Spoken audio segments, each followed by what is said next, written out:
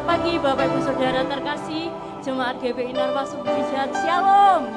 Selamat pagi juga yang mengikuti ibadah di rumah. Dalam pagi hari ini kita mau menyiapkan hati kita, menyiapkan seluruh hidup kita, untuk kita boleh menyembah Dia, untuk kita boleh memuji Dia. Terlebih lagi kita mendengarkan suaranya. Siapkan hati, arahkan hati kepadanya. Sama-sama kita akan awali ibadah kita dengan berdoa. Tundukkan kepala, arahkan hatimu. Oh, haleluya. Terima kasih Tuhan, terima kasih. Sungguh pagi yang luar biasa untuk setiap kami Tuhan.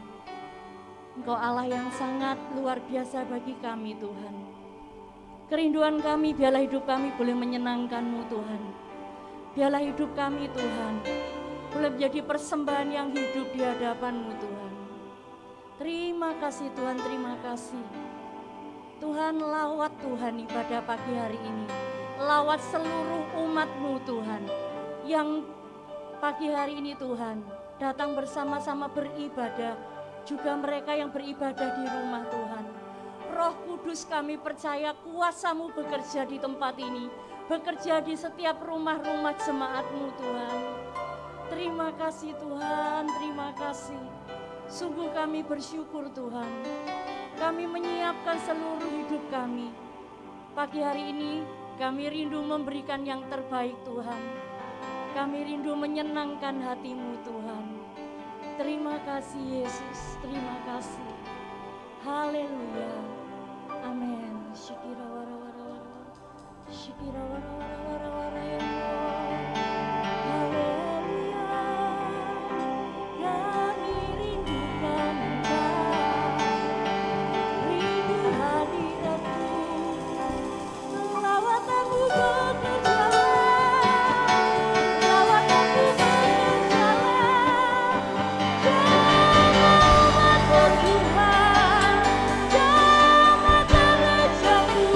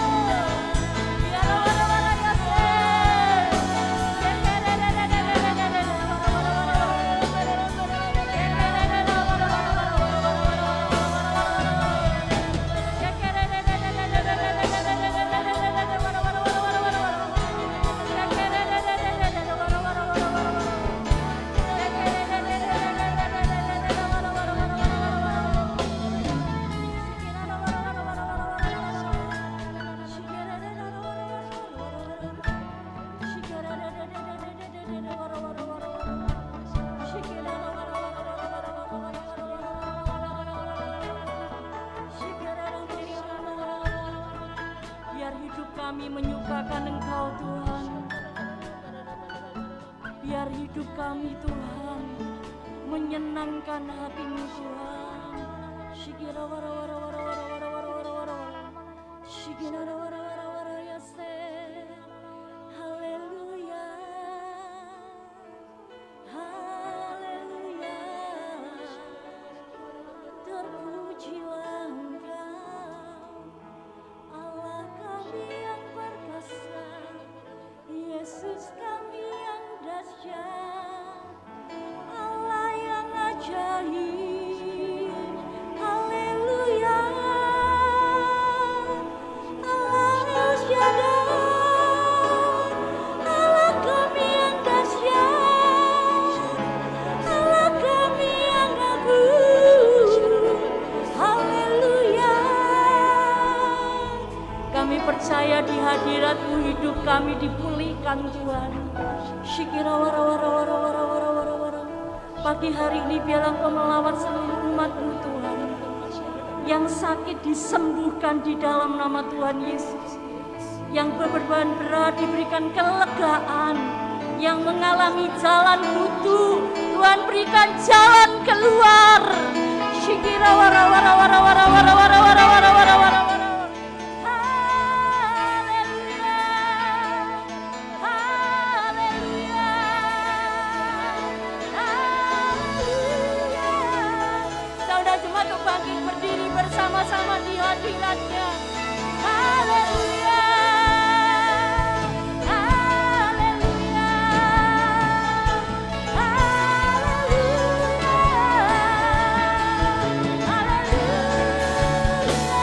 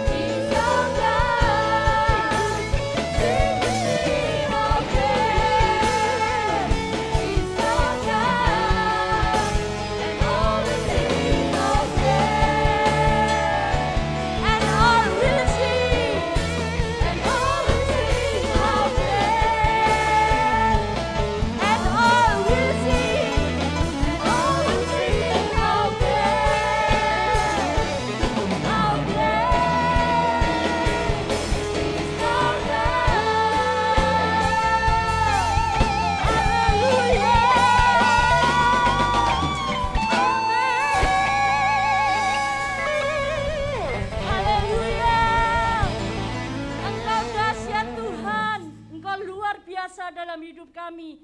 Terima kasih Tuhan, kami rindu memuji Engkau lebih lagi.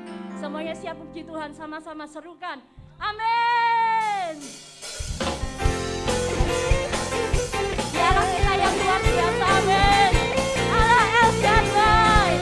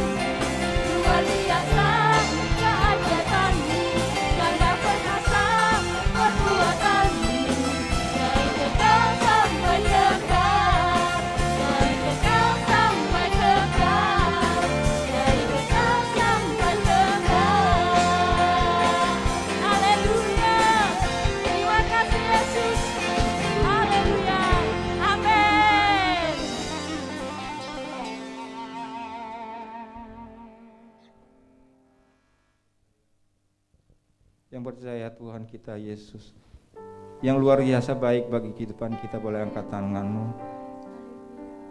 Mari kita berdoa bersama-sama buat bangsa kita, buat negara kita Indonesia. Tuhan Yesus, terima kasih Tuhan buat bangsa kami, buat bangsa Indonesia ini Tuhan yang ada sampai dengan saat ini Bapa. Semua karena Engkau, semua karena kebaikan-Mu buat bangsa kami Indonesia ini Tuhan. Saat ini Tuhan kami berdoa Tuhan, kami membawa bangsa kami negara Indonesia ini Tuhan ke dalam tangan-Mu. Biarlah Tuhan setiap pemulihan yang terjadi atas bangsa kami seturut dan kehendak-Mu, setiap rencana-Mu Tuhan atas bangsa kami Bapa. Kami percaya yang terbaik Engkau berikan bagi bangsa kami negara Indonesia ini Bapa. Engkau Tuhan yang memberikan hikmat bagi Bapak pemimpin kami bangsa negara kami Indonesia, Bapak Presiden kami Joko Widodo dan saudara jajarannya Bapak. Biarlah Tuhan Engkau yang menjamah setiap mereka Bapak. Engkau memberikan hikmat-Mu bagi mereka Tuhan untuk menjalankan setiap tugas dan fungsi mereka Bapak, dan menjalankan setiap tugas mereka untuk kemajuan daripada bangsa kami Indonesia ini Tuhan. Membawa bangsa ini Tuhan lebih maju lagi Tuhan. Dari setiap sandang pangan, papan, ekonomi bangsa negara kami Indonesia ini Tuhan. Terima kasih Bapa. Kami serahkan Tuhan setiap aparat keamanan, Panglima TNI, Polri, Biarlah Tuhan Engkau Tuhan menyertai setiap mereka Tuhan, agar mereka mampu dan dapat menjaga kesatuan daripada negara Republik Indonesia ini Tuhan. Dari segala sesuatu memecah belah Tuhan. Kami percaya Tuhan dengan kuasa-Mu, dengan kebaikan-Mu Tuhan, dengan belas kasihan yang daripada Engkau Tuhan atas bangsa negara kami Indonesia ini Tuhan. Pemulihan akan terjadi Tuhan. Kami berdoa Tuhan buat setiap gereja-gereja-Mu Tuhan yang ada di negara bangsa negara Indonesia ini juga Tuhan. Biarlah Tuhan kami boleh memberikan kebebasan Tuhan untuk boleh menjalankan ibadah kami Tuhan kepada Engkau Tuhan Yesus dengan baik, tanpa ada halangan apapun Tuhan. Terima kasih Bapa. Kami serahkan Tuhan seluruh bangsa kami Indonesia ini dalam tangan-Mu. Terima kasih Tuhan Yesus. Pemulihan terjadi atas bangsa kami. Saatnya Tuhan kami akan memberikan persembahan untuk kerjaan-Mu tempat ini. Bapak Ibu yang di rumah, Bapak Ibu yang di tempat ini, mari kita persiapkan persembahan kita. Kami mengucap syukur Tuhan, terima kasih Tuhan buat setiap kebaikan-Mu yang Kau berikan bagi setiap kehidupan kami hingga saat ini Tuhan. Tiba saatnya Tuhan kami akan berikan persembahan Tuhan. Apa yang telah kami persiapkan Tuhan saat ini Bapa, kami mau Tuhan belajar untuk memberi yang terbaik. Kami mau belajar memberikan dengan hati yang penuh sukacita, karena kami tahu Engkau yang memelihara kehidupan kami, Engkau yang baik bagi setiap kami Tuhan. Terima kasih ya Bapa. Kami serahkan Tuhan persembahan kami yang dalam tangan-Mu, di dalam nama Tuhan Yesus. Haleluya. Amin. Amin. Persembahan berjalan 2 kali. Yang pertama adalah untuk operasional gereja, dan yang kedua adalah untuk diakonia. Untuk Bapak Ibu yang mau memberikan persembahan, bisa juga melalui rekening atas nama GBI Narwastu Mujizat, sudah ada di depan, juga mungkin bisa dilihat di WA, di Instagram, juga bisa melalui QRIS dengan memberikan kode, sesuai dengan kode ya Bapak Ibu, karena ada yang memberikan kode nggak sesuai sama kodenya. Jadi bendaharanya nggak tahu ini mau dibuat apa gitu ya. Ya itu kodenya 1 sampai 7, karena yang masuk ada yang sampai kode 12. Saya bingung, 12 ini saya mau cari di mana gitu ya. Saya masukkan apa? Saya bingung, ya sudah pokoknya saya masukkan salah satu begitu ya. Ini bendaharanya curhat. Ya, tolong sesuai dengan yang sudah ada ya. Juga untuk ibadah doa malam Rabu akan dilayani oleh Bapak Gembala. Bapak Ibu boleh bersama-sama hadir, kita menerima lawatan Tuhan yang luar biasa. Juga untuk setiap malam kita jam 9 malam kita ada doa malam online. Minggu ini kita masih di dalam tema Your Spirit, Your Responsibility, part 2, bagian 2. Kita akan lebih lagi belajar firman Tuhan, lebih lagi dikuatkan, didewasakan, amin. Juga untuk Bapak Ibu Saudara terkasih, untuk Bapak Ibu yang rindu mungkin ada beban doa yang mau kami doakan, Bapak Ibu bisa mengisi formulir pokok doa, nanti akan didoakan oleh tim pasukan doa. Haleluya. Masih ada lagi? Baik, pada pagi hari ini firman Tuhan akan dilayani oleh Bapak Pendeta Donita Timu. Mari kita siapkan hati kita. Kita percaya Tuhan akan melawat setiap kita saat kita membuka hati kita lebar-lebar, amin. Seberapa besar engkau membuka hatimu untuk Tuhan masuk, demikian kau akan menerima itu. Haleluya. Siapkan hati. Kita percaya firman-Nya menguatkan setiap kita, mengajar setiap kita, mengingatkan setiap kita, menguatkan setiap kita, dan pasti memberkati setiap kita. Haleluya, haleluya. Terima kasih Yesus, terima kasih Yesus. Tuhan, ku mau menyenangkan-Mu. Tuhan, bentuklah hati ini jadi bejana untuk hormat-Mu, cemerlang bagai emas murni. Tuhan, ku serahkan, Tuhan, ku serahkan hidupku. Semua ku berikan padamu.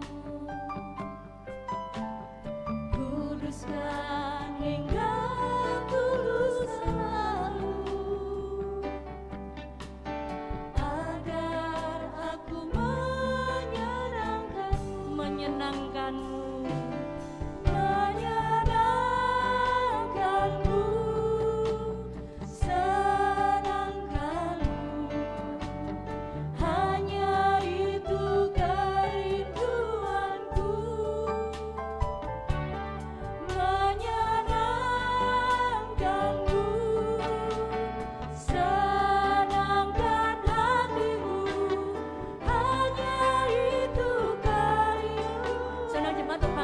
Bersama-sama menyenangkan, menyenangkanmu. Saya undang hambanya Bapak Pendeta Doni Tatimu. Hanya itu kerinduanku, menyenangkanmu, senangkan hatimu. Hanya itu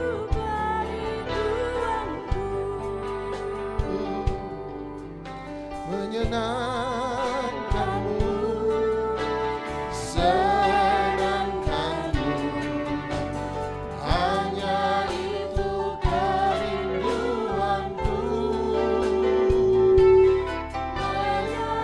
menyenangkanmu, senangkan hatimu, hanya itu kerinduanku.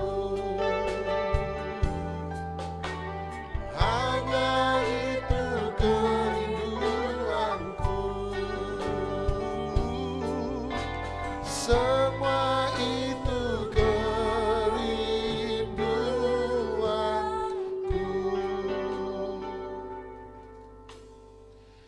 Bapa kami dalam sorga, dalam nama Tuhan Yesus, terima kasih buat semua kebaikan Tuhan dalam hidup kami. Engkau Tuhan yang dahsyat, Tuhan yang luar biasa, Engkau Tuhan yang perkasa, Tuhan yang mulia. Bekerjalah di tengah-tengah kami, Roh Kudus. Ini waktumu, ini tempatmu, ini hidup kami, semuanya adalah milikmu.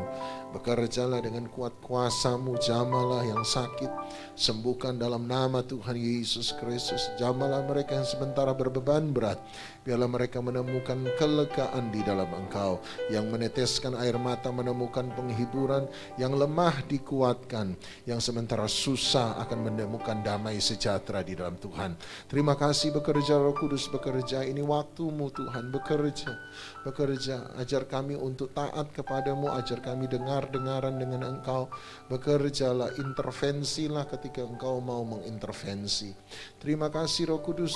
Dalam nama Tuhan Yesus Kristus, hamba meletakkan hidup hamba menjadi sebuah persembahan di hadapan hadirat-Mu. Dan setiap kami menyerahkan seluruh hidup kami menjadi persembahan di hadapan Tuhan pula.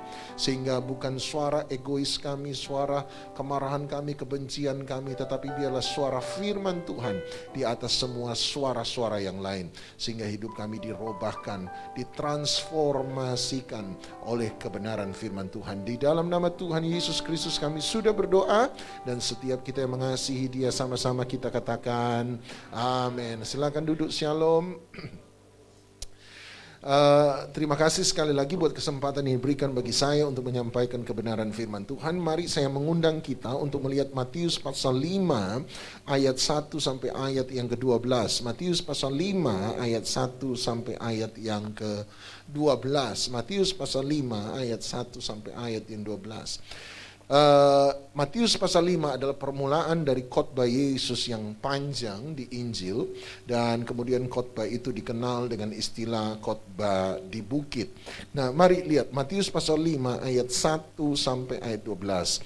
Ketika Yesus melihat orang banyak itu, naiklah dia ke atas bukit, dan setelah dia duduk, datanglah murid-muridnya kepadanya. Ayat 2. Maka Yesus pun mulai berbicara dan mengajar mereka, katanya, ayat 3, berbahagialah orang yang miskin di hadapan Allah, karena merekalah yang empunya kerajaan sorga. Ayat 4, berbahagialah orang yang berduka cita, karena mereka akan dihibur. Ayat 5, berbahagialah orang yang lemah lembut, karena mereka akan memiliki bumi.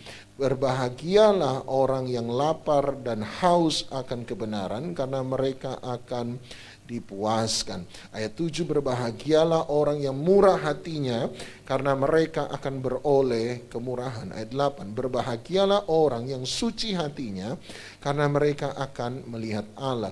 Berbahagialah orang yang membawa damai, karena mereka akan disebut anak-anak Allah. Berbahagialah orang yang dianiaya oleh karena kebenaran, karena mereka lah yang mempunyai kerajaan sorga. Berbahagialah kamu jika karena aku kamu dicela dan dianiaya, dan kepadamu difitnahkan segala yang jahat. Bersukacita dan bergembiralah, karena upahmu besar di sorga. Sebab demikian juga telah dianiaya nabi-nabi yang sebelum kamu. Sampai di situ saja. Setiap manusia ingin meraih yang namanya kebahagiaan. Setiap kita mau bahagia. Tidak ada yang tidak mau bahagia. Semua orang mau untuk bahagia. Apapun definisi Anda tentang kebahagiaan, kebahagiaan adalah keinginan setiap kita manusia. Tetapi pertanyaannya adalah, setiap orang ingin bahagia, tetapi bagaimana dan apa arti bahagia yang sesungguhnya? Siapalah pemilik-pemilik kebahagiaan itu sendiri? Ini pertanyaan yang perlu dijawab. Siapakah pemilik kebahagiaan itu sendiri? Menarik sekali, khotbah di bukit justru dimulai dengan ucapan berbahagia Tuhan Yesus. Ada 9 sampai 10 ucapan bahagia yang diucapkan Yesus sebagai pembuka dari khotbah di bukit. Tetapi sebelum Anda sampai pada khotbah Yesus mengucapkan ucapan berbahagia di bukit, Anda akan melihat ayat 1, Alkitab secara sengaja, terutama Matius sebagai penulis Injil hari itu, secara sengaja memberi setting bagaimana ucapan bahagia itu, di mana ucapan bahagia itu diucapkan. Dalam ayat pertama, Alkitab berkata ketika Yesus, ini tulisan Matius, ketika Yesus melihat orang banyak itu, naiklah dia ke atas bukit. Anda boleh garis bawahi kata naiklah dia ke atas bukit. Beberapa peneliti Alkitab percaya bahwa kalimat frasa kata naiklah Yesus ke atas bukit, naiklah dia ke atas bukit, adalah frasa kata yang sama dalam narasi Alkitab atau cerita Alkitab ketika Musa naik ke atas Gunung Sinai. Jadi naiklah Yesus hari itu ke atas bukit adalah kalimat yang sama yang digunakan oleh Musa ketika dia mencatat naiklah dia ke atas Gunung Sinai. Nah, berarti apa yang dilakukan Yesus di atas bukit adalah hal yang sama yang dilakukan oleh Musa ketika Musa naik ke atas Gunung Sinai. Nah, pertanyaannya adalah apa yang dilakukan Musa di atas Gunung Sinai hari itu? Kenapa dia harus naik ke atas Gunung Sinai? Anda tahu ceritanya, Musa naik ke atas Gunung Sinai sebab dia akan menerima dasatita atau 10 perintah Allah atau Torah. Jadi Musa naik ke atas bukit untuk menerima Torah, sama-sama bilang Torah atau Taurat. Nah, berarti Yesus naik ke atas bukit, kemudian dia memberikan khotbah di atas bukitnya, berarti Torah bagi orang Israel itu sama seperti khotbah di atas bukit bagi orang percaya. Sekali lagi ya, berarti kalau ini benar, narasi Musa naik ke atas Gunung Sinai, Yesus naik ke atas bukit untuk menyatakan khotbah di bukit itu sama, berarti posisi Torah bagi orang Israel adalah sama seperti posisi khotbah di atas bukit bagi kita orang percaya. Nah, saya pernah mengajarkan Anda sekedar refreshing saja, apa posisi Torah bagi orang Israel. Posisi Torah bagi orang Israel adalah konstitusi berdirinya bangsa yang kita kenal sebagai bangsa Israel dalam Alkitab. Jadi bangsa Israel baru jadi bangsa justru waktu Musa mendapatkan Torah di atas Gunung Sinai.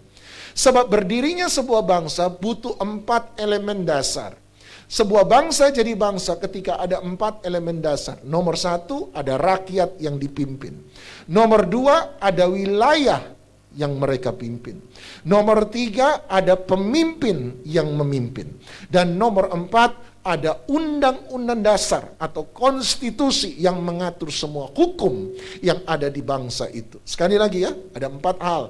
Perlu wilayah, sama-sama bilang wilayah. Perlu rakyat, sama-sama bilang rakyat. Perlu raja, sama-sama bilang raja. Dan butuh undang-undang, sama-sama bilang undang-undang.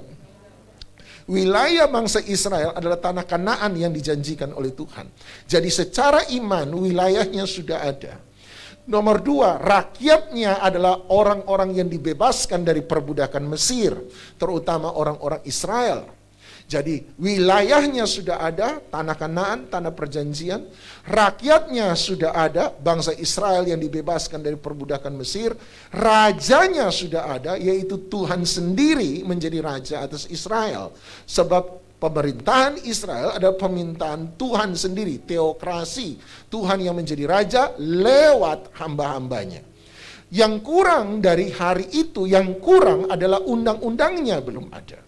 Itu sebabnya ketika Tuhan memberi dasatita yang menjadi core dari Torah, maka resmilah hari itu bangsa Israel menjadi bangsa. Sebab dia memberikan undang-undang dasarnya, dia memberikan hukum-hukumnya, dia memberikan perintah-perintahnya, dia memberikan ketetapan-ketetapannya. Makanya semua yang tidak melakukan hukum Allah disebut pelanggaran terhadap hukum Allah. Kenapa disebut pelanggaran? Ya ada hukumnya. Sama seperti Anda lampu merah harusnya berhenti, Anda misalnya lewat, maka Anda disebut pelanggar hukum. Setuju Bapak Ibu? Sebab ada hukum yang kemudian Anda tidak turuti, makanya kemudian disebut pelanggaran. Dalam Alkitab ada dosa, dalam Alkitab ada yang disebut kesalahan, tapi dalam Alkitab ada yang disebut pelanggaran. Sama-sama bilang dosa, sama-sama bilang kesalahan, sama-sama bilang pelanggaran. Jadi Anda lihat ada 3 tipe yang berbeda. Ada yang disebut dosa, ada yang disebut kesalahan, ada yang disebut pelanggaran. Hukum Allah ditetapkan, Anda langgar, Anda disebut pelanggaran. Sebab itu hukum. Berarti kalau Torah menjadi hukum, undang-undang dasar, konstitusi bagi Israel, maka khotbah di bukit menjadi konstitusi terhadap berdirinya satu kerajaan baru, yaitu kerajaan Allah di muka bumi lewat orang percaya. Makanya justru dalam khotbah di bukit muncul namanya doa Bapa kami, yang menjadi inti dari doa Bapa kami adalah datanglah kerajaanmu, jadilah kehendakmu di bumi seperti di sorga. Kenapa dia memberi doa itu justru dalam khotbah di bukit? Sederhana, sebab memang khotbah di bukit bicara tentang pendirian kerajaan Allah di muka bumi lewat mereka yang percaya kepada Dia. Anda dan saya hari ini itu sebabnya menjadi warga negara kerajaan sorga. Sama-sama bilang, saya warga negara kerajaan sorga. Nah, yang menarik adalah tiba-tiba Tuhan Yesus menghubungkan kebahagiaan manusia dengan Torah. Kebahagiaan manusia dengan Torah. Dan kalau Anda pergi ke Mazmur pasal 1, ada yang hafal Mazmur 1 ayat 1, berbahagialah orang yang tidak berjalan dalam nasihat orang fasik, yang tidak berdiri dalam jalan orang berdosa, dan yang tidak duduk dalam kumpulan pencemooh, tetapi yang kesukaannya ialah merenungkan Torah Tuhan. Jadi Anda lihat, berbahagialah orang. Siapa yang berbahagia? Bukan mereka yang berjalan dalam nasihat orang fasik, bukan mereka yang berdiri dalam jalan orang berdosa, bukan mereka yang duduk dalam kumpulan pencemooh. Siapa yang berbahagia? Mereka yang merenungkan Torah. Dan Tuhan Yesus kemudian dalam Matius pasal 5 menghubungkan antara dua hal itu, antara kebahagiaan dan kali ini bukan Torah, dia menghubungkan dengan khotbah di bukit. Kenapa? Sebab khotbah di bukit adalah redefinisi, pendefinisian ulang Tuhan Yesus terhadap makna dari Torah itu sendiri. Betul, lewat Torah kamu akan mendapatkan kebahagiaan. Orang yang berbahagia adalah orang yang merenungkan Torah Tuhan siang dan malam. Tetapi Tuhan Yesus berkata, tunggu dulu, Torah yang dia maksud kali ini bukan Torah yang lama, tetapi perintah yang baru. Sebab Tuhan Yesus dalam Matius 5 ayat 7 berkali-kali mendefinisikan ulang arti kata Torah kepada kita. Saya beri contoh. Tuhan Yesus bilang begini, kamu telah mendengar firman, Anda pasti pernah dengar. Kamu telah mendengar firman, mata ganti mata, gigi ganti gigi. Nah, firman yang disebut di situ firman yang mana? Mana kalimat mata ganti mata, gigi ganti gigi muncul dalam Alkitab kita? Sederhana. Waktu ada di, sama-sama bilang, Torah.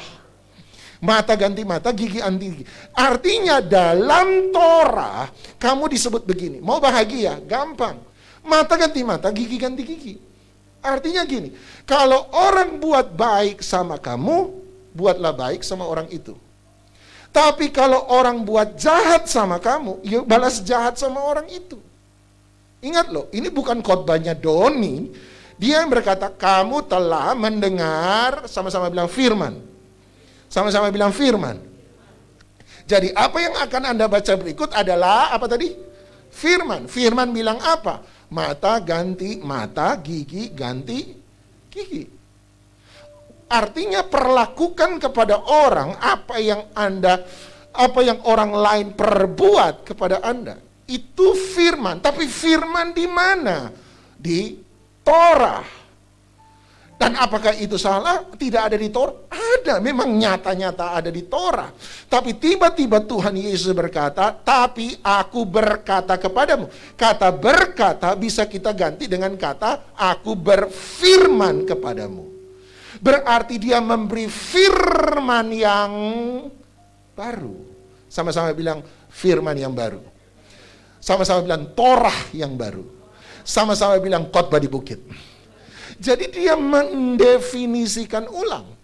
Dia mendefinisikan. Kalau Torah mengajar, nomor satu, respon manusia.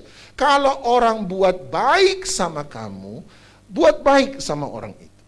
Tapi kalau orang buat jahat sama kamu perlakukan orang itu juga jahat. Artinya dalam Torah dia berkata, perbuatlah pada orang lain apa yang orang perbuat kepadamu.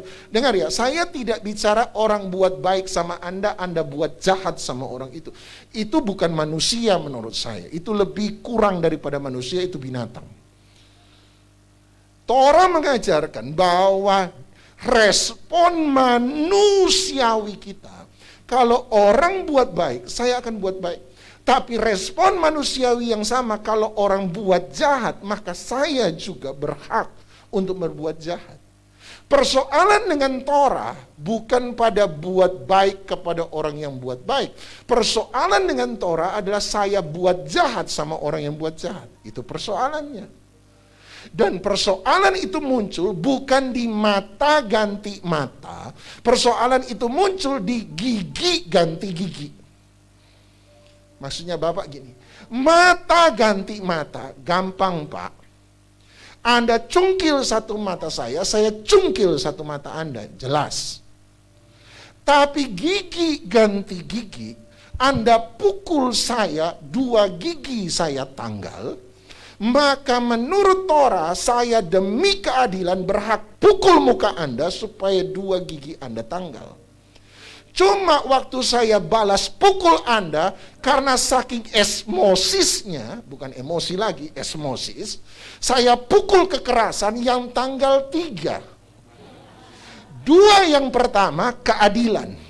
1 yang terakhir membuat dia berhak untuk balas pukul muka saya supaya 1 gigi saya tanggal. Tapi waktu itu dia juga esmosis, makanya waktu dia pukul 4 gigi saya tanggal. Gigi yang pertama itu artinya keadilan, 3 gigi yang terakhir membuat saya berhak pukul lagi mukanya dia supaya 3 giginya tanggal. Ternyata 5 yang tanggal. Kalau ini diteruskan Bapak Ibu, sama-sama ompong sebelum tua. Anda lihat, ketika kekerasan dibalas dengan kekerasan, bahwa bukan saya yang menang, bukan Anda yang menang, tetapi kekerasanlah yang menang. Kalau kejahatan dibalas dengan kejahatan, bukan saya yang menang, bukan Anda yang menang, tapi kejahatanlah yang akan menang. Sebab kita berdua akan hancur sama-sama. Sampai sini Anda setuju? Disitulah persoalan dengan Torah. Itunya sebabnya Yesus perlu mendefinisikan ulang Torah. Dia berkata, kamu warga negara kerajaan sorga tidak lagi mengikuti Torah, tapi kamu mengikuti khotbah di bukit. Khotbah di bukit kemudian dia berkata, kamu mendengar firman Torah, mata ganti mata, gigi ganti gigi, tetapi aku berfirman kepadamu. Sama-sama bilang, firman yang baru. Sama-sama bilang, Torah yang baru. Dia berkata, aku berfirman kepadamu, apabila orang tampar pipi kanan, berilah pipi kiri. Artinya dia memberi firman yang baru. Respon yang kedua. Respon yang pertama, baik balas baik, jahat balas jahat. Tapi respon yang kedua adalah, kalau orang berbuat jahat kepadamu, persoalan baik balas baik, no problem. Yang problem adalah jahat balas jahat. Makanya dia berkata, kalau orang tampar pipi kanan buat jahat sama kamu, serahkan pipi kiri. Artinya jangan balas kejahatan dengan kejahatan. Artinya kita disuruh mengampuni. Sama-sama bilang pengampunan. Pengampunan adalah memikul semua konsekuensi, memikul semua, saya memilih untuk memikul semua akibat perbuatan jahat orang terhadap saya, dan saya memilih untuk tidak meminta ganti rugi atas apa yang diperbuat orang terhadap saya. Sekali lagi ya, pengampunan, orang buat jahat sama saya rugi karena perbuatan jahat orang sama saya, tetapi saya memilih untuk tidak meminta ganti rugi kepada orang itu. Itulah arti pengampunan. Pengampunan adalah ketika saya dijahati oleh orang, maka saya tidak membalas kejahatan dengan kejahatan. Sama-sama bilang pengampunan. Tapi tiba-tiba Tuhan Yesus memberi respon yang lebih tinggi. Respon ketiga. Respon pertama, baik balas baik, jahat balas jahat. Tapi respon kedua, baik balas baik, tapi kalau orang buat jahat, jangan membalas kejahatan dengan kejahatan. Namanya apa tadi yang kedua?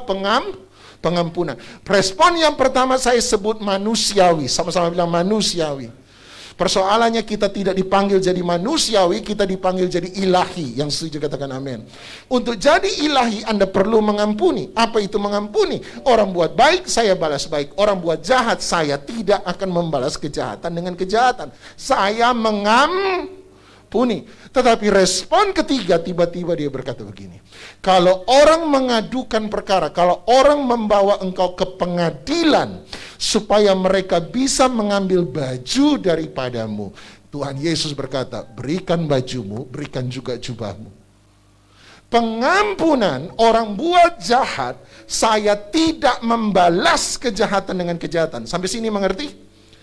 Tapi tiba-tiba dia berkata, ada yang lebih tinggi daripada itu. Dan respon ketiga namanya cinta kasih. Sama-sama bilang cinta kasih.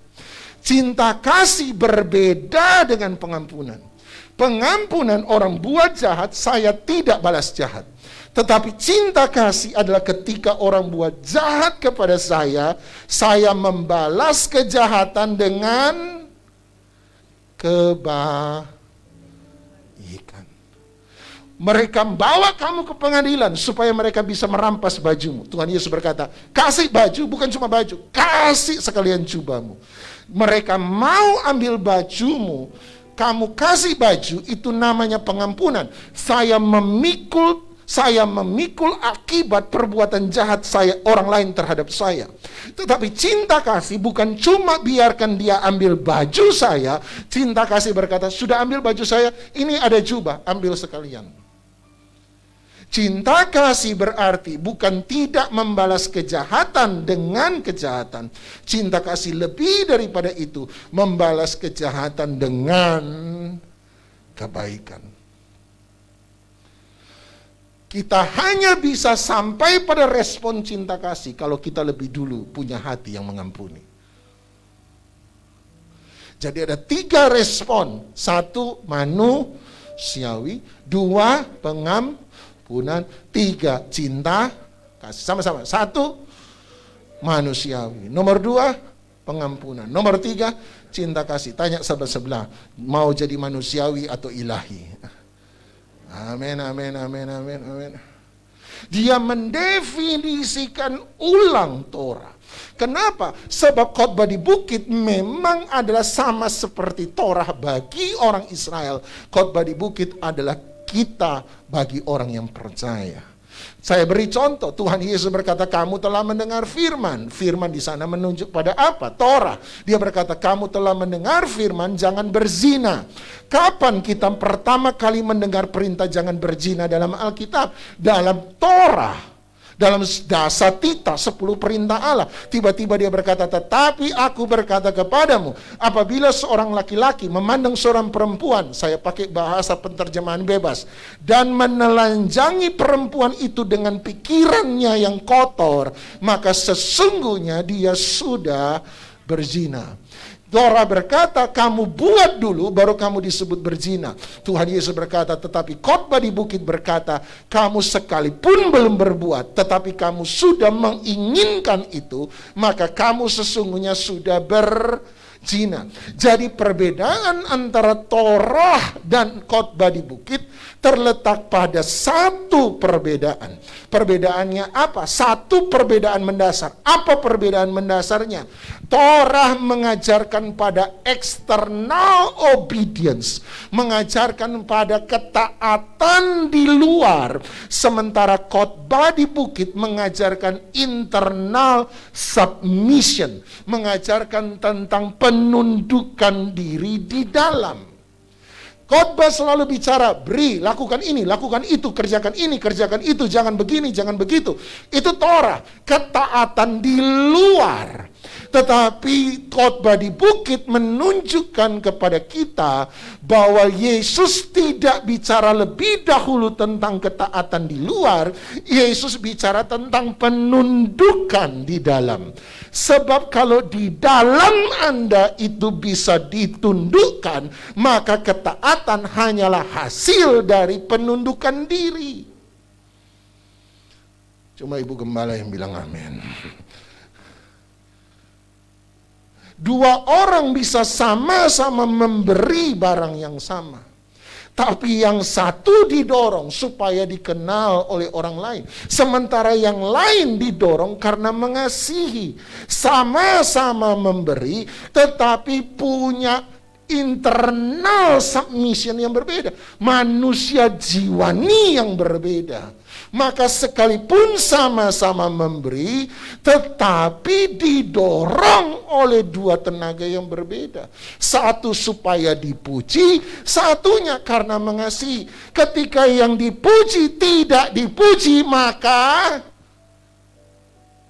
ketika kita ingin dipuji tapi kemudian orang tidak puji, maka kita akan kecewa, marah. Tetapi ketika kita memberi dengan mengasihi, maka sekalipun tidak dipuji, yang menerima tidak bilang terima kasih, Anda tidak akan pernah kecewa.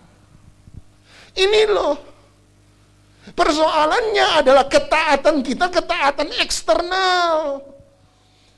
Sudah bantu gereja, sudah doa, sudah buat ini, buat itu, Tuhan kok enggak tolong. Iya, berarti kan Anda cuma taat di luar apa di dalam? Di luar. Motivasi Anda lain. Yesus bilang, ini loh di dalam dulu berubah.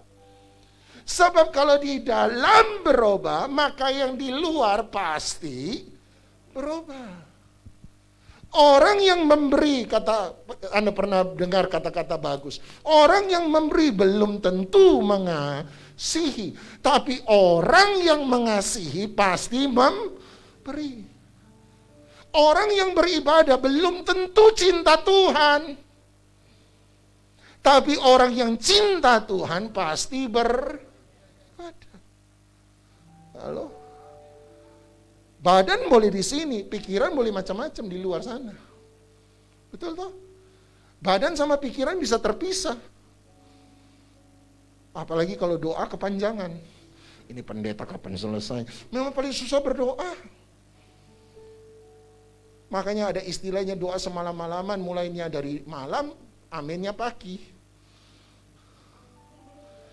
Tidur di kaki Tuhan benar-benar. Kenapa? Sebab kita external obedience. Cuma ketaatan di luar. Lupa obedience adalah hasil dari submission. Ketaatan adalah hasil dari penundukan diri. Tuhan tidak minta Anda taat saja. Tuhan minta diri Anda ini tunduk. Sebab kalau ini bisa tunduk, maka Anda akan bisa taat dengan hati yang gembira. Pelayanan tidak pernah menjadi beban. Doa nggak pernah menjadi sesuatu yang sulit. Itu sebabnya pemilik kebahagiaan, sama-sama bilang saya mau bahagia. Pemilik kebahagiaan, Anda baca ucapan bahagia, tiba-tiba dia berkata, berbahagialah orang. Berbahagialah orang, berbahagialah orang, berbahagialah orang, berbahagialah orang, berbahagialah orang, berbahagialah orang. Yang berbahagia adalah orang. Bapak ini kota apa sih? Dan persoalannya adalah kita lupa siapa itu orang. Kita tidak pernah ingat lagi apa yang dimaksud Alkitab dengan orang. Sebab yang berbahagia bukan binatang, Bro. Yang berbahagia bukan binatang, Sis. Yang berbahagia bukan barang, Pak. Yang berbahagia bukan benda, Bu. Yang berbahagia orang. Apa itu orang? Kita sudah terlalu banyak, terlalu sering mendengar, oh orang itu, orang ini, orang. Orang menjadi sesuatu yang biasa tanpa pernah bertanya, apa itu orang yang sesungguhnya? Tanya sama sebelah, kamu orang bukan? Sebab ada yang bukan orang menurut orang lain. Waktu anaknya berhasil, ada ibu-ibu berkata, akhirnya Pak, anak saya jadi orang. Saya bilang, memangnya dulu jadi apa, Bu? Monyet. Kenapa disebut orang? Apa arti orang? Kenapa orang berkata, anak saya akhirnya jadi orang? Apakah sebelumnya bukan orang? Sebab dia berkata, sekarang anak saya sukses, anak saya berhasil, anak saya bahagia. Barulah dia jadi orang. Itu pemikiran kita yang tanpa sadar. Orang baru disebut orang kalau kamu sudah bahagia, kamu sudah sukses. Sebab Alkitab memang berkata benar, berbahagialah orang. Tapi pertanyaannya, apa itu orang? Anda pergi ke Kejadian pasal 2 ayat yang ke-7. Kejadian pasal 2 ayat 7, ini penciptaan manusia. Dan ini yang Alkitab katakan tentang orang, tentang manusia. Apa manusia sesungguhnya? Apa orang itu sesungguhnya? Berkata, ketika itulah Tuhan Allah membentuk manusia itu dari debu tanah dan menghembuskan nafas hidup. Jadi ada dua elemen pembentuk manusia. Dari bumi, debu tanah, dan dari sorga, nafas kehidupan Allah ke dalam hidungnya. Sama-sama kalimat terakhir, 1, 2, 3. Demikianlah manusia itu menjadi makhluk yang hidup. Manusia itu menjadi, apa itu manusia? Makhluk yang hidup. Saya suka bahasa aslinya berkata, nefes haya, nafas yang hidup. Tetapi dalam bahasa King James Version diterjemahkan, saya suka ini. Dalam bahasa Inggris King James Version dia berkata, living soul. Jiwa yang hidup. Berarti manusia sesungguhnya bukan apa yang Anda lihat dari seseorang, bukan kulit luar kita, bukan bentuk body kita. Pendeta gemuk yang Anda lihat di depan itu bukan Doni. Yang hidup itu manusia sesungguhnya adalah jiwa yang hidup di balik tubuh yang Anda lihat. Yang bisa bahagia itu bukan tubuh. Yang bahagia itu jiwanya. Kita ini lupa, kita ini bukan tubuh, kita ini jiwa yang ada di balik tubuh. Ada orang kedukaan. Anda datang di rumah duka. Datang sama keluarga yang berduka. Seorang ibu sementara menangis. Anda bilang, "Bu, kenapa menangis?" Dia akan jawab, "Pak Pendeta, suami saya sudah meninggalkan saya."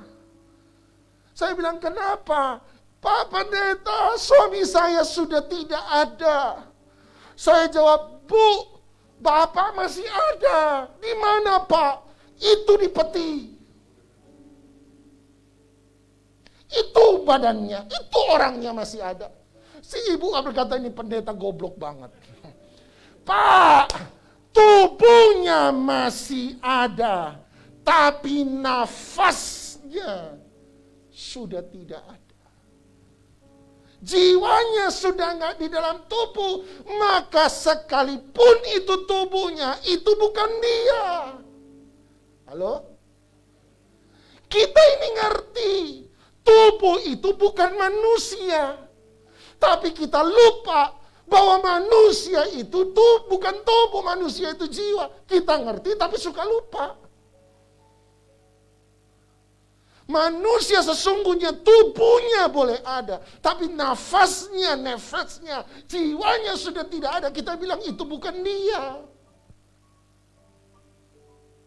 Berarti manusia sesungguhnya bukan tubuh. Manusia sesungguhnya adalah jiwa yang ada di balik itu. Anda dengar kata-kata orang.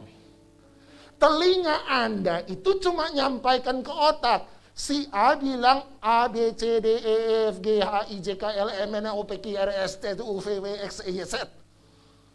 Tapi soal Anda suka apa orang itu katakan, Anda tidak suka apa orang itu yang itu katakan, tidak ditentukan oleh telinga Anda, bahkan tidak ditentukan oleh otak Anda, tapi ditentukan oleh jiwa Anda.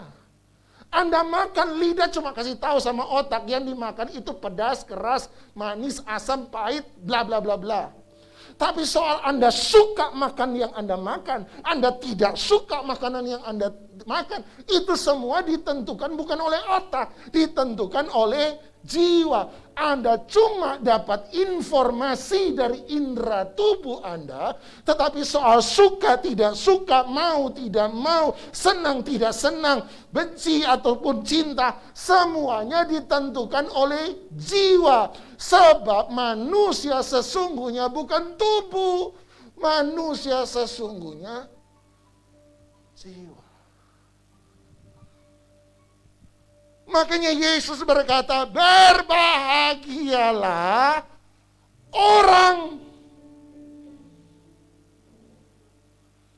Bukan benda, bukan barang, bukan tubuh. Bapak Ibu, kalau tubuh saya kasih pakaian yang mahal, kenapa jiwa Anda nggak pernah dandani dengan pakaian yang mahal?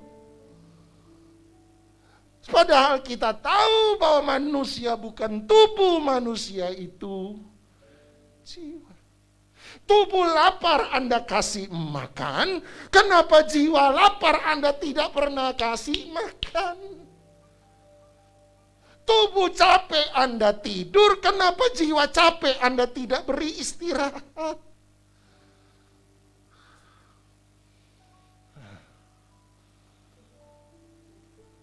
Saya tidak bilang Anda nggak perlu pakai baju bagus, pakailah baju yang bagus. Tapi minimal usaha, waktu, biaya yang Anda pakai untuk mendandani tubuh, Anda harus beri, bahkan kalau perlu lebih daripada itu Anda pakai untuk mendandani jiwa.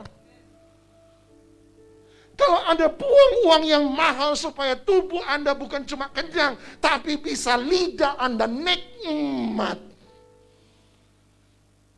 Kenapa jiwa Anda tidak mau kasih beri makan yang baik, supaya jiwa Anda bukan hanya bisa menikmati kekenyangan jiwa, tapi jiwa Anda bisa menikmati kenikmatan dari makanan yang benar-benar murni dari sorga.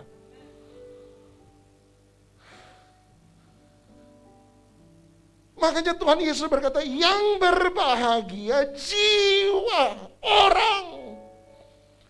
Berarti kebahagiaan itu selalu dimulai di dalam dan bukan di luar. Kita mau berbahagia dengan coba memiliki sebanyak-banyaknya, salah. Punya properti, punya itu oke. Harus jaga tubuh dong, ya. Sebab tubuh Anda sehat, maka Anda punya waktu lebih lama di muka bumi untuk berkarya bagi kerajaan sorga.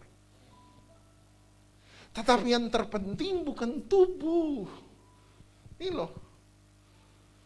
Being dulu, jadi dulu. Orang pribadi dulu. Jangan memberi dulu. Tuhan Yesus, bukan soal memberi dulu. Jadi orang yang punya cinta dulu. Kalau kamu sudah punya cinta, tidak perlu disuruh memberi, kamu akan memberi. Ya dong. Makanya dia urusi yang di dalam. Kenapa tadi saya berkata dia berurusan terus di dalam, berurusan terus di dalam? Ya sebab dia tahu yang berbahagia itu orang yang ada di dalam. Yang kedua, siapa pemilik kebahagiaan? Yang pertama, yang menjadi pemilik kebahagiaan adalah manusia sejati yang di dalam, bukan cangkang, bukan kulit luar dari manusia sejati, tapi yang di dalam. Itu pemilik kebahagiaan. Makanya kebahagiaan dimulai di dalam, bukan di luar. Tapi yang kedua, kalau Anda baca Matius pasal 5, dia berkata, berbahagialah orang yang miskin di hadapan Allah. Berbahagia orang yang berduka cita sebab mereka akan dihibur. Berbahagia orang yang lemah lembut karena mereka akan memiliki bumi. Orang yang lapar dan haus akan kebenaran. Yang murah hatinya sebab mereka akan beroleh kebahagiaan, kemurahan. Mereka yang suci hatinya karena mereka melihat Allah, membawa damai. Apa persamaan dari semua hal? Berbahagialah orang yang murah hati. Berbahagialah orang yang miskin di hadapan Allah. Berbahagialah orang yang lapar dan haus akan kebenaran. Apa kesamaan mereka itu semua? Sederhana, kesamaannya adalah berbahagialah orang yang hidupnya adalah hidup yang bermakna. Kebahagiaan dengan jangan pernah jadikan kebahagiaan sebagai tujuan dalam kehidupan kita. Jadikanlah kebermaknaan sebagai tujuan dalam hidup Anda dan saya. Sebab kebahagiaan hanyalah hasil dari kebermaknaan. Berbahagialah orang yang, kalau kamu dapat yang ini, maka dengan sendirinya kamu akan bahagia. Kita jadikan kebahagiaan tujuan, salah. Kebahagiaan bukan tujuan, kebahagiaan itu hasil. Mari kita masuk surga, tujuan kita ikut Yesus supaya masuk surga, salah. Surga itu bukan tujuan. Sorga itu hanyalah hasil. Kalau kamu jalan dengan Yesus, maka di mana Yesus ada, kamu ada. Kalau kamu jalan dengan Yesus, hasilnya di mana Dia ada, di situ kita ada. Kebetulan rumahnya Yesus kita sebut sorga. Sandu Sundar Singh pernah bilang begini, aku mau di mana Yesus ada. Sekalipun Yesus ke neraka, saya mau ke neraka. Sebab saya tahu kalau Yesus ada di neraka, maka neraka akan serasa sorga. Ngikut aja. Saya mau sorga, salah. Saya takut ada banyak orang dapat sorga, tidak dapat Yesus. Tujuan utama kita ikut Yesus. Cari Yesus. Dia ke kanan, saya ke kanan. Dia ke kiri, dia sini. Pulangnya Yesus ujung-ujungnya tetap ke surga. Yang penting Yesusnya kemana. Sama, kebahagiaan bukan tujuan. Kebahagiaan hanyalah hasil. Hasil dari apa? Kebermaknaan. Kalau kamu menjadi orang yang punya makna, kamu menjadi orang yang bernilai, kamu menjadi orang yang berarti, maka dengan sendirinya kamu akan jadi orang yang berbahagia. Tujuannya bukan keberhasilan, bukan keberuntungan, bukan keberkatan, bukan kebahagiaan. Tujuannya adalah kebermaknaan. Makanya dalam bagian terakhir ucapan bahagia, tiba-tiba dia berkata, berbahagialah orang yang menderita. Loh, bahagia sama menderita gimana bisa ketemu? Ya sebab pikiran Anda soal kebahagiaan itu senang. Kalau Anda menjadikan kebahagiaan sebagai tujuan, maka hidup Anda harus senang, menurut Anda harus happy. Kalau ada masalah, Anda anggap tidak bahagia. Sementara kalau tujuan Anda kebermaknaan untuk melakukan sesuatu yang bermakna, kita tahu kita pasti akan menghadapi tantangan. Amin atau amin? Sesuatu yang besar, sesuatu yang bernilai, sesuatu yang bermakna selalu tidak pernah mudah untuk didapatkan. Kalau yang bernilai gampang didapatkan, semua orang kaya. Halo? Saya mau jadi orang kaya. Makanya saya selalu bilang, kita iri pada keberhasilan orang, tapi nggak pernah iri pada perjuangan orang. Lupa orang itu berhasil karena berjuang. Saya mau doa dijawab. Tapi nggak pernah mau punya disiplin rohani. Makanya bentar-bentar, dikit-dikit kalau punya masalah lari sama pendeta, sebab menganggap biar pendeta yang susah, biar saya yang dapat doanya. Ya toh? Oh, pendeta pinter. Wah, ini pendeta kalau berdoa dijawab oleh Tuhan. Karena pendeta sudah doa puasa sekian lama, semakin pendeta itu doa puasa, kita semakin angkat jempol dan berkata, bagus. Kenapa bagus? Supaya kalau saya punya masalah, tinggal titip doa supaya pendeta yang doakan. Tapi disuruh doa nggak mau, disuruh puasa nggak mau, disuruh berubah nggak mau. Tuhan pun tidak bisa menolong orang yang tidak mau berubah. Amin atau amin? Saya kalau sudah konseling 3, 4, 5 kali, kalau orang, tapi pak, saya cuma bilang, oke deh Bu, saya doakan aja, terima kasih lain kali. Udah dibilangin nggak pernah berubah. Udah Pak, sudah coba Pak, baik-baik sama suami saya, berapa kali coba? Sekali kemarin, nggak ada yang berubah. Baru sekali berubah, baru sekali coba, udah minta tuntutan, harus berhasil. Itu mami instan, saudara. Mari dong jadi bermakna, bukan kebahagiaan. Kebahagiaan itu hanyalah hasil dari menjadi bermakna. Karena kebenaran, karena mengikuti kebenaran saya tahu ada tantangan, mengikuti kebenaran saya tahu ada persoalan, mengikuti kebenaran saya tahu akan ada rintangan, mengikuti kebenaran saya tahu akan ada perlawanan. Saya melakukan sesuatu yang benar, tidak semua orang akan suka. Saya tahu itu, tapi saya bersedia menderita. Sebab saya tahu di balik penderitaan ada kemuliaan yang besar. Saya bersedia menderita dengan sukacita. Kenapa? Sebab saya berkata, tujuan saya bukan happy-happy. Tujuan saya menemukan kebermaknaan. Bill Gates, orang paling kaya di muka bumi. Dia selalu pindah dari nomor 1, 2, 3. Nggak lewat dari nomor 3, 4, 1, 2, 3, 4, 1, 2, 3, 4. Antara orang yang paling kaya di seluruh dunia. Tapi sudah paling kaya. Saya tanya, udah kaya, masih kerja? Masih. Kita yang miskin mau kaya supaya nggak lagi kerja. Mereka yang sudah kaya nggak pernah berhenti kerja. Sebab kita bilang, kalau kaya saya mau berhenti kerja. Kenapa? Happy. Sementara orang sudah kaya menemukan dia tetap bekerja. Sebab kerja bukan untuk happy.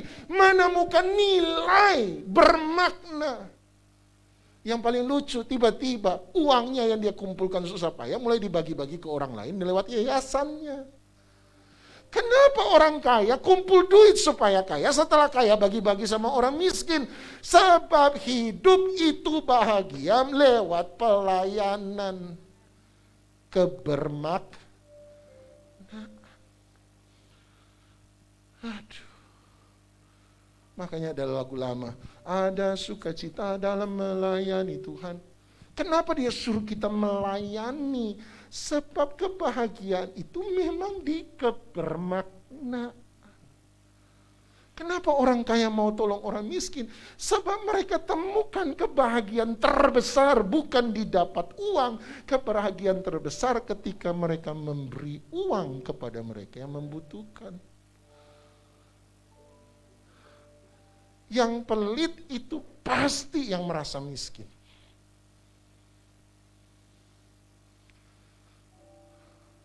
Hari ini yuk, pilih jadi orang yang bermakna daripada jadi orang yang berhasil. Kalau Anda jadi orang yang bermakna di hadapan Tuhan, Anda disebut orang yang berhasil.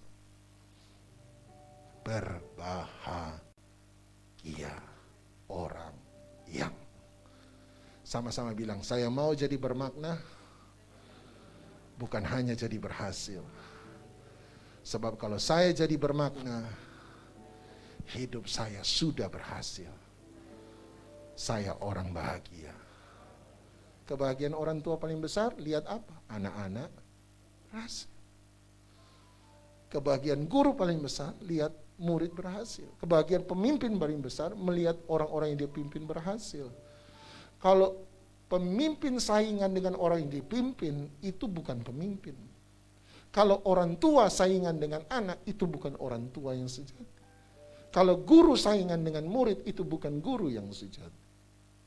Yesus guru yang agung berkata, dan kamu akan melakukan perbuatan-perbuatan yang lebih besar daripada yang aku lakukan. Itu guru sejati. Sebab hidupnya adalah untuk membuat orang lain hidup. Hari ini di tengah-tengah kesulitan, pilih untuk jadi bermakna, pilih untuk jadi berkat. Mari kita datang di hadapan Tuhan, diberkati oleh firman Tuhan. 6 orang yang bilang amin. Saya lanjutkan saja. Ketiga, diberkati oleh firman Tuhan. Amin. Ternyata semua mau cepat selesai. Baik, mari kita akhiri sampai di sini. Kita datang pada Tuhan. Haleluya, haleluya.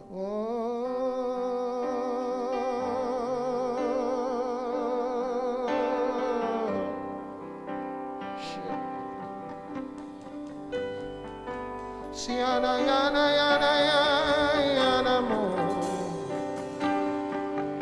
yana maisane.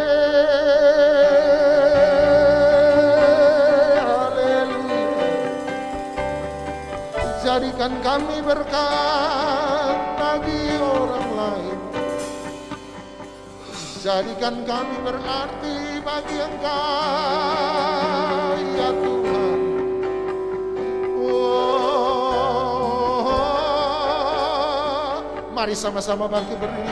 Siana yana yana mo, kiara mayana masane, ale ale. Haleluya. Itu sebabnya Tuhan Yesus kemudian memberi perumpamaan tentang satu orang kaya yang penuh dengan kegelisahan dalam hatinya. Dia kemudian membangun lumbung-lumbung yang lebih besar, dia mengisinya semua lebih banyak. Dan satu titik dia berkata, aku sudah memiliki segala sesuatu. Bersenang-senanglah ai jiwaku, bersenang-senanglah sebab besar kekayaanmu. Tiba-tiba Tuhan Yesus berkata, untuk apa kamu perlu semua kekayaan itu kalau hari ini jiwamu binasa? Dia marah dan paling marah ketika orang hanya menumpuk untuk dirinya sendiri tanpa pernah mau peduli dengan orang lain. Itu sebabnya dia marah, dia beri perumpamaan yang berbeda lagi. Dia bicara tentang Lazarus, orang miskin dan orang kaya. Kembali lagi dia menegur orang kaya. Kenapa? Bukan kayanya yang salah. Yang salah adalah kamu jadi kaya tanpa peduli orang lain yang kurang di sekelilingmu.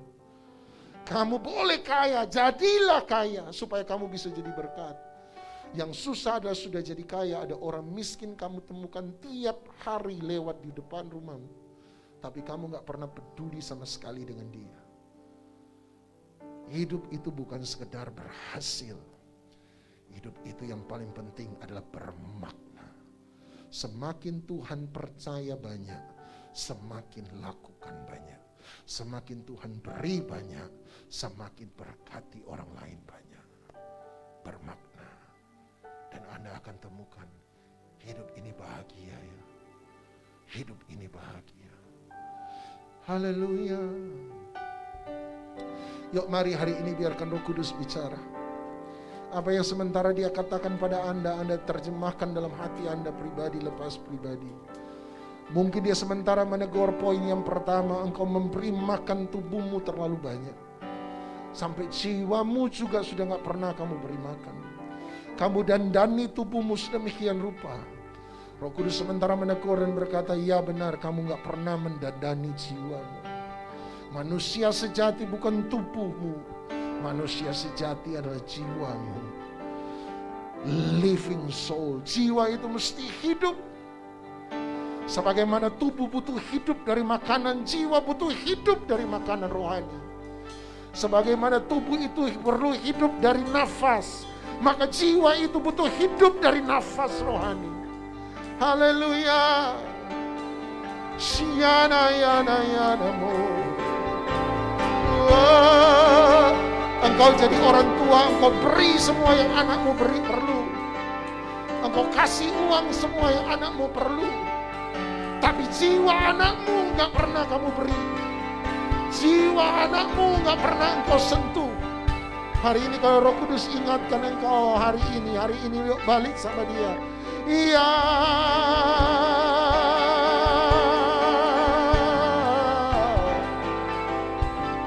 Kiana maya namo. Ale ale aleluya. Aleluya.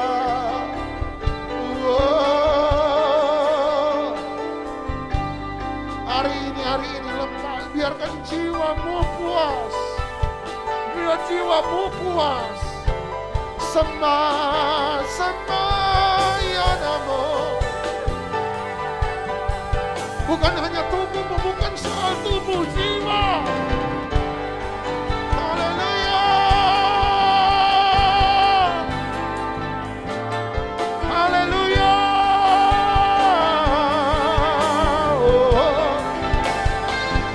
Roh Kudus penuh.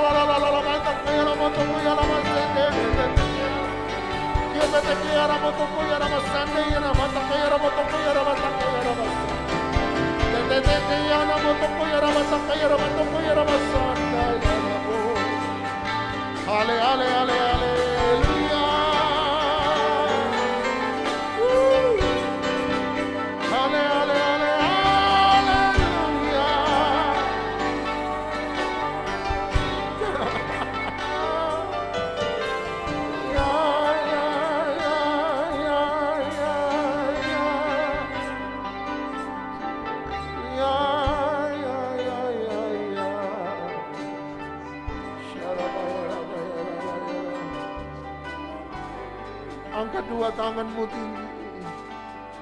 Biarkan aliran sorgawi, biarkan aliran air sorgawi memenuhimu, memuaskan jiwamu. Seperti Daud berkata, seperti rusa rindu sungaimu, jiwaku rindu akan engkau. Penuhi hati kami, penuhi jiwa kami, penuh.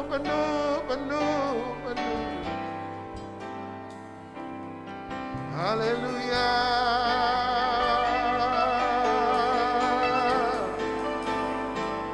Haleluya.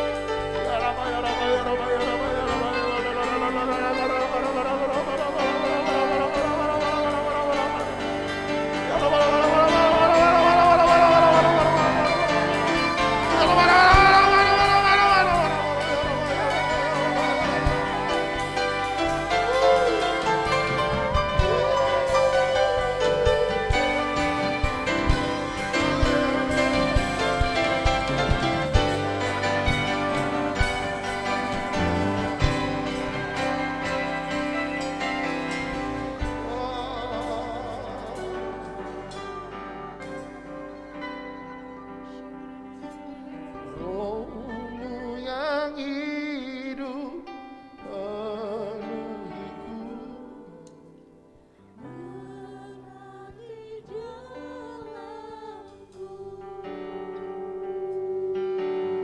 jiwaku tenang,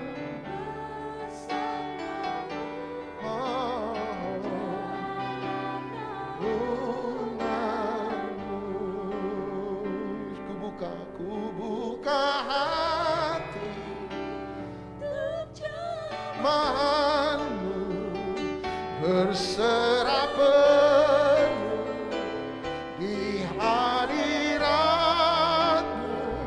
Kau ambil alih seluruh hidupku, di altarmu menyembahmu.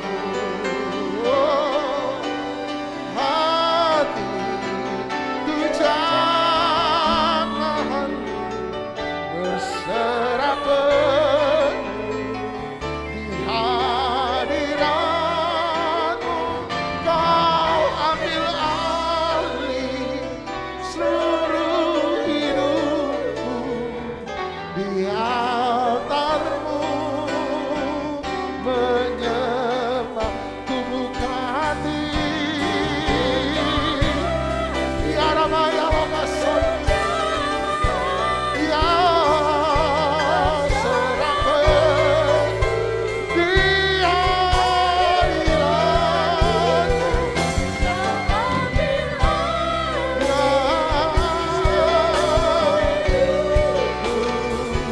Di altarmu menyembahmu. Ku buka hati,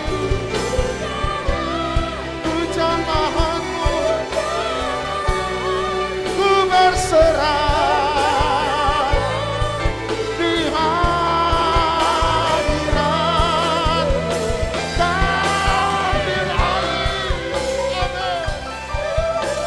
hidupku di altarmu.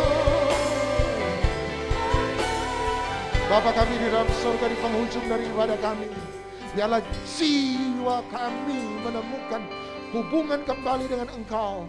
Biarlah jiwa kami menjadi manusia rohani itu tertarik kepada roh yang Engkau taruh dalam kehidupan kami, supaya kami punya koneksi dengan Engkau. Kami kembali lagi punya hubungan dengan Engkau. Kami punya suplai rohani kepada jiwa kami. Biarlah rohani, kepuasan jiwa kami tidak didapatkan dari apa yang kami pandang di luar. Kepuasan jiwa kami tidak kami temukan dari kedagingan yang ada di luar. Tapi kepuasan jiwa kami temukan hanya di dalam hadirat-Mu. Dalam hadirat-Mu. Bawa kami ke dalam rahim Roh Kudus itu. Bawa kami ke dalam rahim Roh Kudus, di mana kami temukan suplai rohani dalam hubungan kami dengan Engkau. Tutup bungkus kami dengan kuasa darah-Mu. kuasamu. Yang sakit Engkau sembuhkan, bilur-bilur Yesus menyembuhkan, yang lemah Engkau kuatkan, yang sementara meneteskan air mata terima penghiburan. Jiwamu menemukan kehidupan yang sejati di dalam Tuhan. Itu sebabnya engkau akan pulang dengan sukacita. Dan sukacita. Hamba melepaskan sukacita Roh Kudus di dalam nama Yesus. Biarlah sukacita Roh Kudus mengalir. Sukacita dan sukacita. Sukacita dan sukacita mengalir. Dalam nama Yesus mengalir. Dalam nama Yesus. Angkat dua belah tanganmu, keluargamu diberkati, rumah tanggamu diberkati, masa depanmu diberkati, semua perbuatanmu ada dalam perlindungan Tuhan. Kemanapun kakimu melangkah dijaga oleh Tuhan. Oleh sebab itu terimalah segala berkat daripada Allah Bapa, cinta kasih sayang dan syafaat daripada Tuhan Yesus Kristus, persekutuan penghiburan kekuatan sukacita damai sejahtera Roh Kudus menyertai setiap kita, mulai daripada pagi siang hari ini sampai selama-lamanya, di dalam nama Tuhan Yesus Kristus. Yang percaya dilawat diberkati Tuhan, sama-sama kita katakan amin. Tuhan memberkati.